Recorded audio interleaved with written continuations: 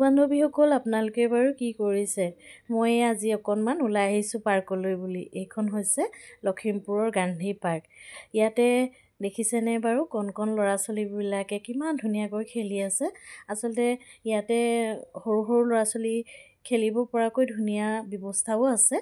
আমাৰ আজিকালি ঘৰ দুৱাৰবোৰ প্ৰায় ঠেক হৈ গৈছে, চোতালো নোহোৱা হৈছে নহয় জানো। ল'ৰা ছোৱালীবোৰ খেলিবলৈ জেগা নাইকিয়া হৈছে, গতিকে এনেকুৱা এডোখৰ জেগা আমাৰ কাৰণে খুবেই প্ৰয়োজন। আৰু ইহঁতি সঁচাকৈ মনৰ আনন্দত ইমান ধুনীয়াকৈ খেলি আছে, দেখিয়ে ভাল লাগিছে। আৰু এয়া হৈছে পাৰ্কৰ ভিতৰৰ সেউজীয়া পৰিৱেশ। আবেলি সময়টোত এনেকুৱা এটা সেউজীয়া পৰিৱেশত ঘূৰিবলৈ পাই সঁচাকৈ ভাল লাগিলে। আৰু ইয়াত বিভিন্ন ধৰণৰ এনেদৰে ফুল ৰুই থৈছে, ফুলবিলাকো ধুনীয়াকৈ ফুলি আছে।